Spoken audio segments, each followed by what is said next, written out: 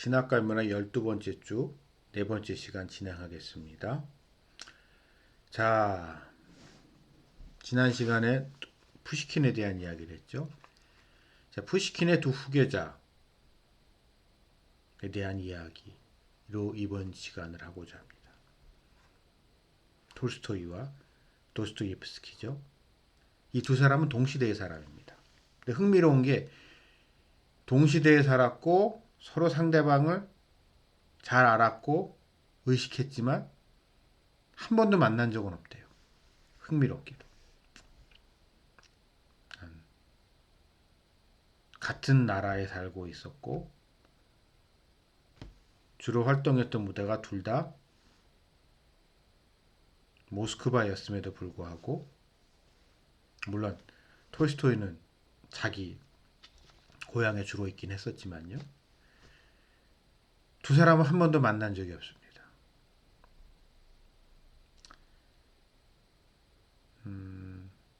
죽기는 도스토옙스키가 좀 먼저 죽었죠. 그래서 두 사람이 만날 만도 했고 두 사람의 만남을 여러 차례 주변에서 주선을 했음에도 불구하고 결국 두 사람은 한 번도 못 만났어요. 그러니까 두 사람이 서로 상대방을 얼마나 의식하고 있었는가는 그 유명한 톨스토이가 죽을 때 가지고 있던 책이 도스토옙스키의 죄와벌이였다고 하는 일화 속에서도 우리가 잘 확인할 수 있습니다. 이 두 사람 중에 먼저 톨스토이에 대한 이야기 좀 하겠습니다. 여러분, 톨스토이가 우리 민족한테 준 영향은 되게 큽니다. 이건 일정 부분 이광수 때문입니다. 춘원 이광수. 그러니까 여러분, 제가 지난 시간에 그러니까 시인에 대한 이야기를 했는데 우리 민족은 근대화되고 한국어로 한글이죠. 한글로 우리말에 처음 표현할 때 그 글을 제일 많이 썼고 제일 중요한 영향을 미쳤던 인물이 이광수와 최남선이죠. 그건 특히 이광수의 영향력은 우리가 개화기 시절에 근대화된 지식인들 사이에서 이광수의 영향력은 절대적이었습니다. 근데 이 이광수가 톨스토이를 정말 좋아했어요. 그래서 톨스토이의 작품을 한국에 많이 소개했습니다. 그래서 톨스토이의 영향을 받았는데 이게 그러니까 가장 대표적인 게 이제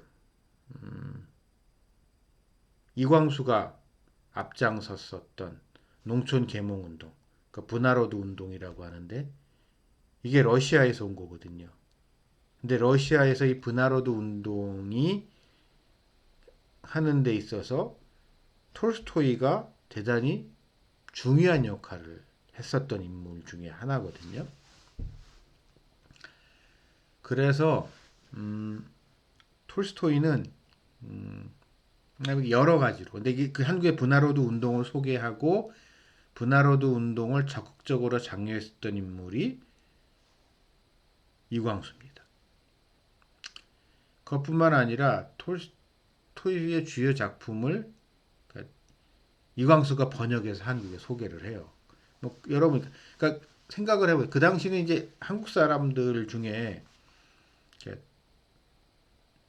외국어로 이제 일본어로 먼저 번역이 됐겠죠.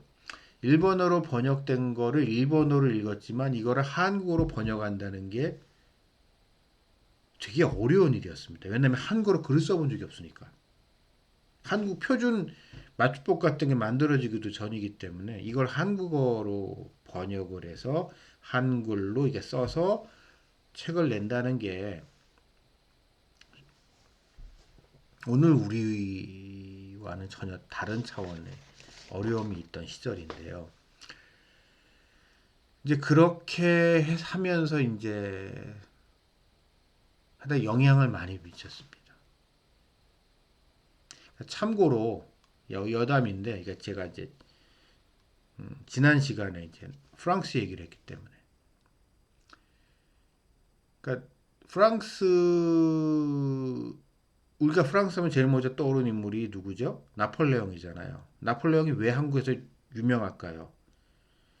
이 시대에 이 시기에 최남선이 나폴레옹에 대한 이야기를 많이 했기 때문입니다. 그러니까 어, 그래서 그러니까 제 동생이 두 명인데 어, 막내 동생은 변호사고 바로 위에 동생이 프랑스에서 공부를 했는데 이제 프랑스에 갔을 때 걔가 놀란 거 중에 하나가 어, 한국에서 나폴레옹이 되게 유명한데 프랑스에서는 별로 안 좋아하더라는 거예요. 우리는 어렸을 때부터 나폴레옹은 대단한 인물이다라고 교육을 받고 뭐 당연히 그런 줄 알고 갔는데 막상 본토인 프랑스 사람들은 나폴레옹 별로 안 좋아하더라는 거죠. 그러니까 그만큼 우리나라 근대화 시기에 이 두 사람 이광수와 최남성의 영향이 우리에게 미친 영향이 되게 커요. 근데 그 중에 대표적으로 이광수가 한국에 집중적으로 소개했었던 인물이 톨스토이입니다. 톨스토이가 그럼 왜 어떤 면 때문에 그럴까요? 여러분 톨스토이 작품들을 읽어보시면 어, 뭐라고 해야 되나요? 대단히 휴머니즘을 강조하고 그 자기가 인간의 한계를 극복하려고 하는 그런 인간의 모습, 나를 죽이는 그런 인간의 모습을 잘 나타내고 있습니다. 그리고 어찌 보면 그가 그리는 인간의 모습은 내가 나를 죽일 때, 나의 욕심을 내려놓을 때, 좀 바보같이 살 때, 욕심을 부리지 않을 때 세상은 좀 더 아름다워질 거야 라는 모습을 보이죠.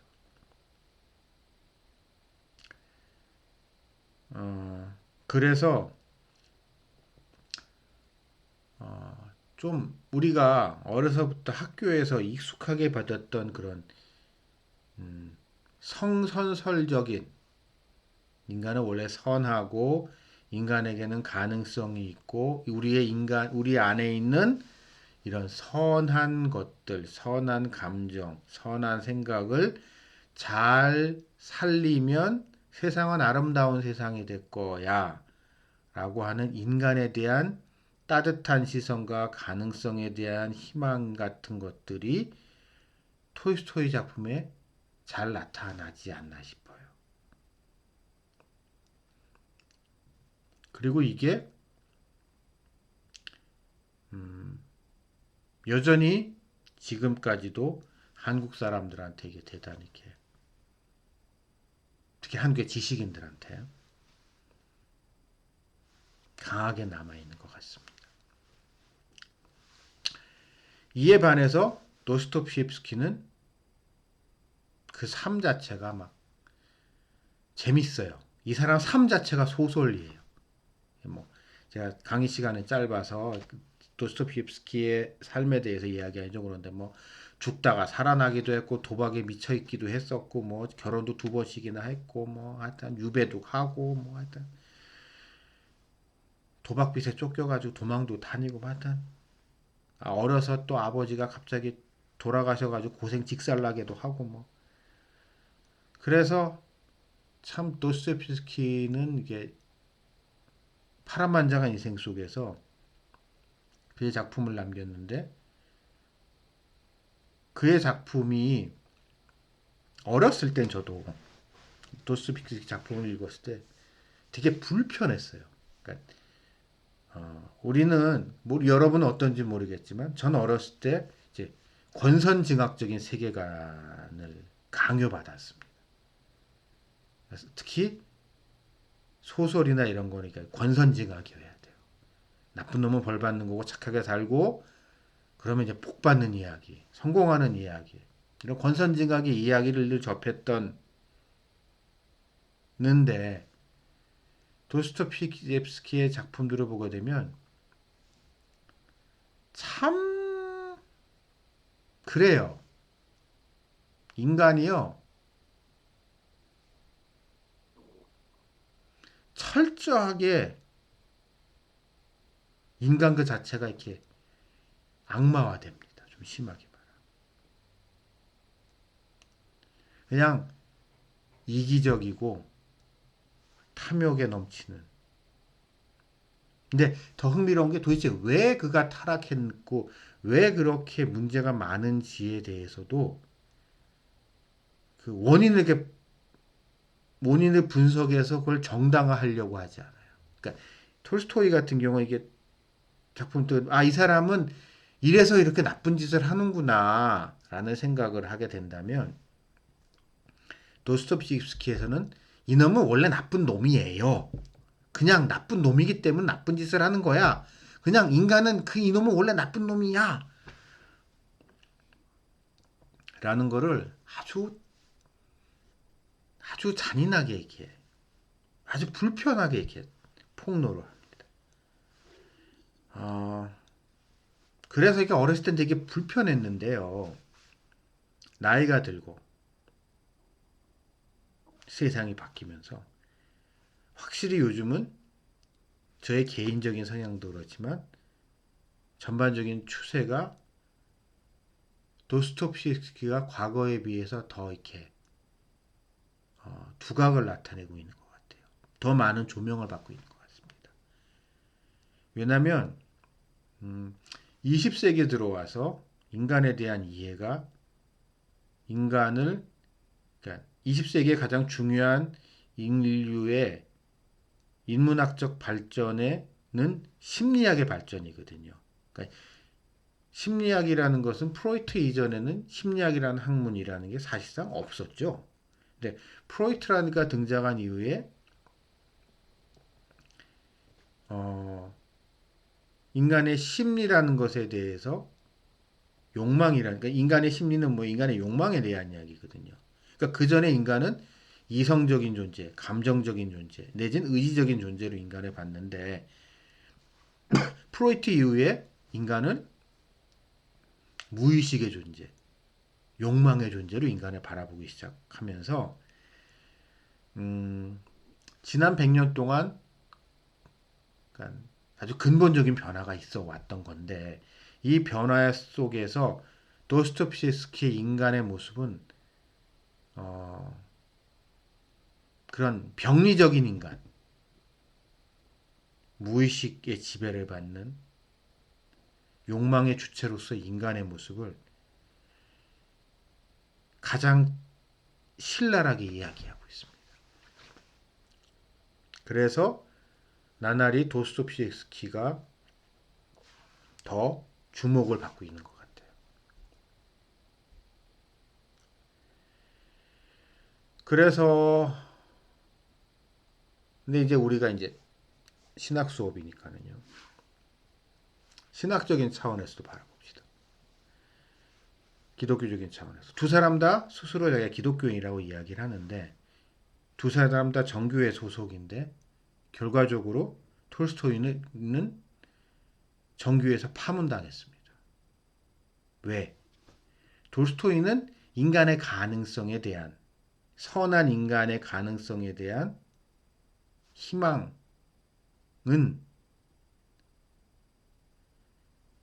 뭐로 발전하게 되냐면 범신론자로 종교다원주의자로 발전하게 됩니다. 그러니까 인간의 양심에 관심을 갖게 되면 한 개인의 관심, 한 개인의 관심을 갖게 되면 좋은 것 같은데요. 문제는 뭐냐면은 교회와의 관계에 문제가 생겨요. 즉 나는 이렇게 믿는데 나는 이렇게 생각하는데 교회가 그거와 반한다. 내지는 교회에게 모순적인 모습이라든지 뭐 이런 게 있잖아요. 라든가 그런 부분에 있어서 교회와 충돌을 할 때 내가 그러니까 내가 인간이 철저한 내가 죄인이고 나에게 가능성이 없고 나의 이성이나 나의 모든 생각은 타락한 존재로서의 타락한 내가 가지고 있는 한계 때문에 그거로서 하나님의 몸된 교회를 판단할 수 없다라는 생각을 한다면 좋겠는데 그래야 되는데 톨스토이는 그 경계선을 넘었어요. 그러면서 교회를 대한 비판, 교회가 문제가 있죠. 문제가 없다는 거 아닙니다. 교회에 대한 비판이 결국 교회가 개인의 신앙을 보호해주고 개인의 신앙을 이렇게 촉진시켜주는 게 아니라 쉽게 말해서 교회 때문에 내가 시험에 들고 교회 때문에 나의 믿음이 흔들리고 교회 때문에 내가 교회 가기 싫다. 그런 거 있잖아요. 예수님은 좋은데 교회는 가기 싫어. 이게 전형적인 톨스토이적인 접근입니다. 그러다 보니까 교회와 점점 멀어지게 되는 거고 교회가 멀어지고 난 다음에 멀어지고 나니까 결국 다른 종교 집단 그러니까 여러분 종교라는 거는 한 개인적인 차원이 아닙니다. 한 개인이 어떠한 기존에 존재했었던 어떠한 종교 공동체와의 관계를 맺어가는 겁니다. 이게요, 이게 종교라는 것과 그냥 샤머니즘 같은 거와의 근본적인 차이예요. 샤머니즘 같은 경우는 그 이전에 어떤 공동체가 물론 없습니다.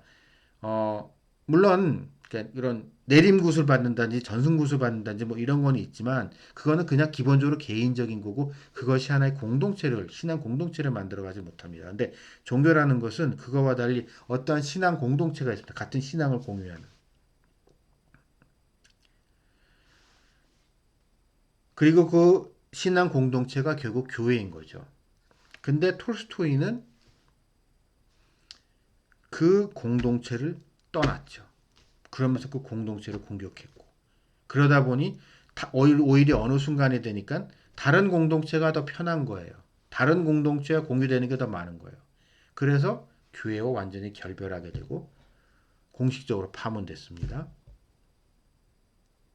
그 이후에 여러 차례 러시아에서 러시아가 이제 공산화하고 민주화되고 뭐 이런 이후에 여러 차례 톨스토이에 대한 복권 운동이 있었다고 해요. 근데 그때마다 정교회선 NO. 왜냐하면 톨스토이 문자가 됐었던 톨스토이의 입장을 스스로 번복하지 않았기 때문에 NO. 라고 해서 톨스토이는 하여튼 그렇게 됐습니다. 이에 반해서 노스토피에스키 같은 경우는 이 사람이 개인적으로 문제가 되게 많았던 사람이에요. 그러니까 도벽도 있었고 간질도 있었고 뭐 하여튼 뭐 파란만장한 삶을 산 사람인데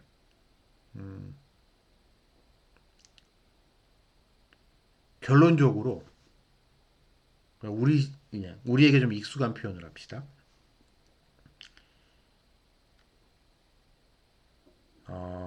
좋은 여자를 만나서 원래 부인이 한 명, 첫 번째 부인이 있어. 첫 번째 부인은 병을 내 죽고 난 이후에 좋은 여자를 새 마누라랑 재혼을 했어요. 그러고 난 다음에 이 좋은 착한 여자랑 살면서 그냥 우리 한국식 표현을 합니다. 교회를 잘 다니기 시작하게 돼요. 그러다가 교회에서 거듭남을 경험합니다. 그러고 난 다음에 새 사람이 돼요. 그러고 난 다음에 점점 평탄한 인생으로 이렇게 돌아가기 시작을 해서 말년에는 아주 신실한 신자로 살다가 축복 속에서 이제 저 세상을 갑니다. 그러니까 제가 이 이야기를 굳이 드리는 이유가 여러분 전 기독교란 종교가 과연 어떠한 종교인가에 대해서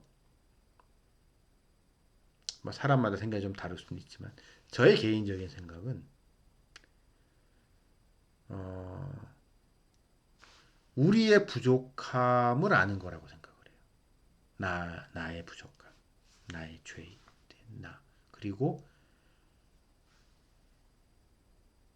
나의 부족함을 안다는 거는 내가 아는 예수는 나의 인식 속의 예수는 나의 한계 속에 있는 예수거든요. 그렇기 때문에 나의 한계를 극복하기 위해서 교회가 필요한 거예요.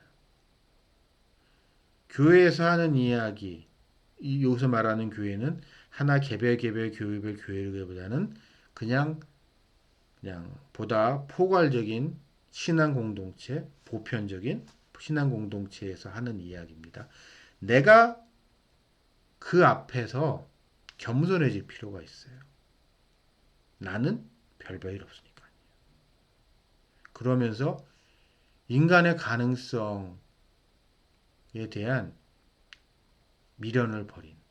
그러니까 우리 개혁주의적 표현을 보자면 인간의 전적 타락에 대한 통렬한 인식이 필요하지 않나.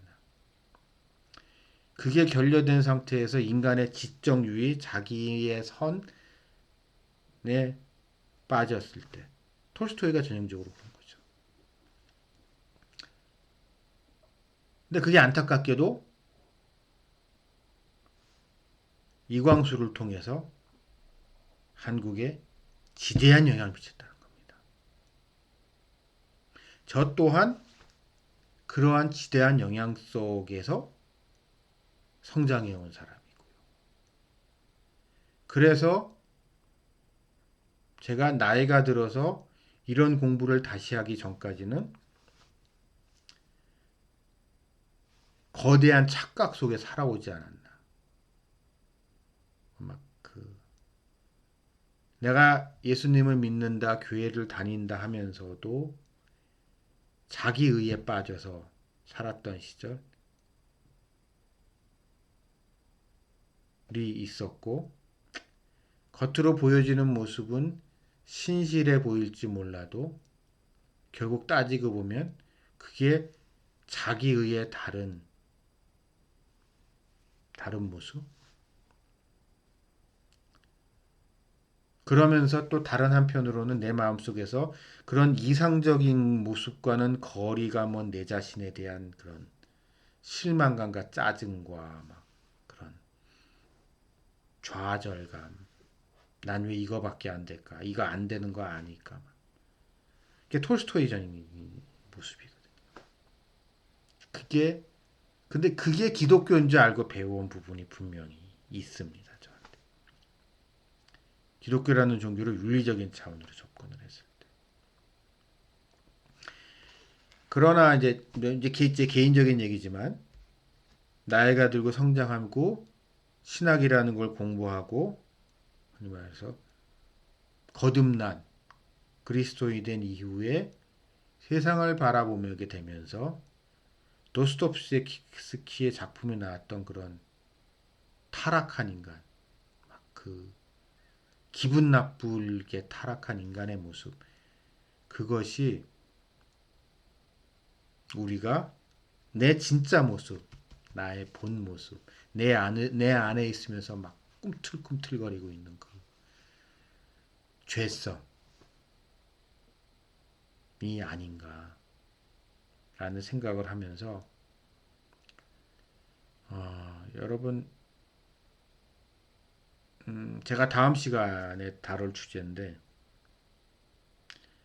이러한 부분이 이렇게 제대로 이게 정리가 안 된 상태에서